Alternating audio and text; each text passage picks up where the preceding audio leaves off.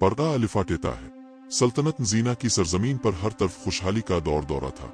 लोग चैन की नींद सोते, बाजारों में रौनकें थीं और मसाजिद से अजानों की गूंज दिलों को सुकून बख्शती थी। मगर इस सब के बावजूद एक अजीब सी बेचैनी आसमान पर मंडला रही थी।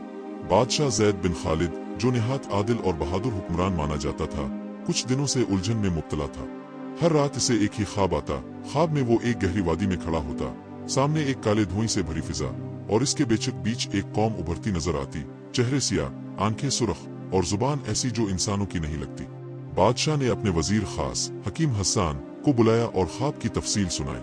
हसन ने संजीदगी से सुना और कहा, बादशाह सलामत, ये कोई आम ख्वाब नहीं। ये कौम जो आपको दिखाई दे रही है, मेरे इल्म के मुताबिक वो जोज हो सकती है। जोज? ज़ैद बिन खालिद ने हैरानी से पूछा। जी जोज, वो कौम जिसका जिक्र पुरानी कुतुब में आया है। कहते हैं वो दुनिया की सबसे खतरनाक कौम है, जिसे अल्लाह ताला ने एक पहाड़ी सिलसिले के पीछे कैद कर रखा है। लेकिन जब दुनिया क़यामत के करीब होगी तो उन पर बंद दरवाजे टूट जाएंगे और वो जमीन पर फितने फैलाएंगे। बादशाह का चेहरा संजीदा हो गया। अगर ये सच है तो हमें उनके बारे में मजीद जानना होगा। यूं ज़ैद बिन खालिद ने सल्तनत के सबसे अक्लमंद उलमा, सयाहों और मुजाहिदीन को तलब किया ताकि वो जोज के बारे में हक़ायक़ इकट्ठे करें। बहुत से सयाहों ने मुख्तलिफ कहानियां सुनाई, कुछ ने उनके बारे में कदीम खुराफात बताई, कुछ ने उन्हें महज देवमालाई मखलूक कहा। लेकिन एक बूढ़ा दरवेश जिसका नाम अब्दुल गफूर था ने सबको खामोश करा दिया। मैंने उन्हें देखा है, इसने बुलंद आवाज में कहा। महल में सन्नाटा छा गया। कहाँ? कैसे? बादशाह ने फौरन पूछा। अब्दुल गफूर ने अपनी कहानी शुरू की। ये बात 30 साल पुरानी है। मैं तब्बत के पहाड़ों में एक दरवेश की तलाश में निकला था। कई दिन सफर के बाद मैं एक गहरी घाटी में जा पहुंचा। वहां सर्दी की शिद्दत ऐसी थी कि हड्डियां जिम जाए। एक रात मैंने एक अजीब सी आवाज सुनी, जैसे जमीन करा रही हो। जब मैं बाहर निकला तो देखा कि एक पहाड़ी दरार से रोशनी निकल रही है। मैं छप कर देखने लगा। चंद लम्हों बाद वहां से अजीब अलखलकत मखलूक बाहर निकलने की कोशिश कर रही थी, मगर कोई कुव्वत उन्हें रोके हुए थी। उनके नाखून खंजर जैसे, जुबानें खारदार और चीखें शैतानी थी। एक बुजुर्ग शख्स ने मेरे कंधे पर हाथ रखा और कहा, वापस चले जाओ, ये जोज हैं, वक्त आने पर ये कैद से आजाद होंगे। महल में एक खौफनाक खामोशी तारी हो गई। बादशाह ने फैसला किया कि वो खुद इस वादी की सच्चाई जानने जाएगा। चंद बहादुर सिपाहियों और हकीम हसन के हमरा वो तब्बत के पहाड़ों की तरफ रवाना हुआ। कई दिनों के बाद वो एक अंधेर घाटी में पहुंचे, जहां जमीन बेजान और हुआ साकिन थी। फिर अचानक एक रात, जब सब सो रहे थे, जमीन हिलने लगी। पहाड़ के एक गोशे से सुर्ख रोशनी निकली और एक गैबी आवाज सुनाई दी। वक्त करीब है, दरवाजे खिलने वाले हैं। ज़ैद बिन खालिद हड़बड़ा कर उठा।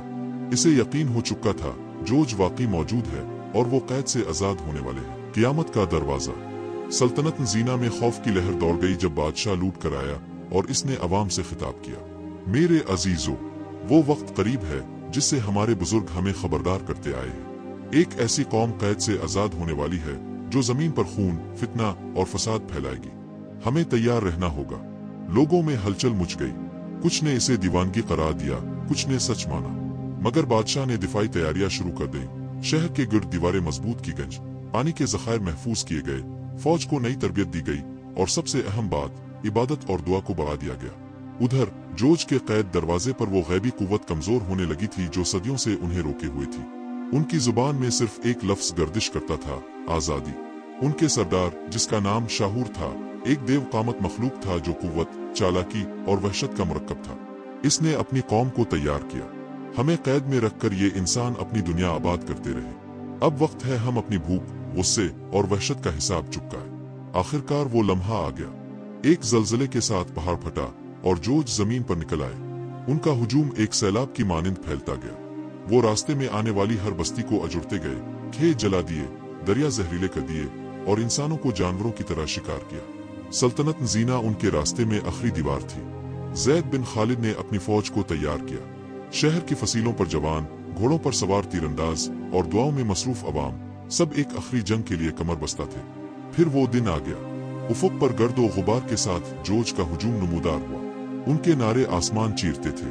जंग शुरू हुई। पहला दिन खून से सुर्ख था। जीना के बहादुर जवानों ने दाद शुजात दी, मगर जोज के वहशी लश्कर नाकाबिले शिकस्त महसूस हो रहे थे। हर रात शुहदा की कब्रें बढ़ती जाती। मगर एक रात ज़ैद बिन खालिद ने तमाम उलमा को जमा किया।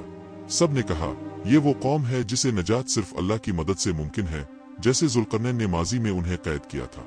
हमें भी दुआ करनी होगी अमल और ईमान के हथियार से। सुबह फजर के वक्त जब जोज ने आखिरी हमला करने की तैयारी की, आसमान पर सियाह बादल छा गए। एक जोरदार आंधी चली और जमीन लरजने लगी। अचानक जोज के लश्कर में हाहाकार मच गई। उनकी सफों में अजीब सी बीमारी फैलने लगी, उनके जिस्म फटने लगे, चीखे गूंजने लगे और वो एक एक करके जमीन पर गिरने लगे। कुछ ही घंटों में वो कौम जो नाकाबिले शिकस्त समझी जा रही थी, फना के दहाने पर थी। जीना के लोग हैरान रह गए। कोई नहीं जानता था ये क्या हुआ, मगर उलमा ने कहा ये अल्लाह की मदद थी। जैसे जुल्करनैन ने कहा था, अल्लाह जिसका वदा करता है वो जरूर पूरा होता है। बादशाह ज़ैद बिन खालिद सजदे में गिर गया। सल्तनत बच गई थी, मगर वो जानता था जोज वापस आ सकते हैं जब दुनिया फिर से जुल्म, बेहयाई और नाइंसाफी से भर जाएगी। खात्मा। कहानी खत्म हुई, मगर हकीकत बाकी है। जोज सिर्फ एक कौम नहीं, वो हर इस फितने की अलामत है जो इंसानियत को तबाह करता है। हवस, जुल्म, लालच और गुरूर, ये सब जोज की शक्लें हैं। जब इंसान उनको अपने दिल से निकाल देगा, तभी जमीन पर हकीकी अमन आएगा।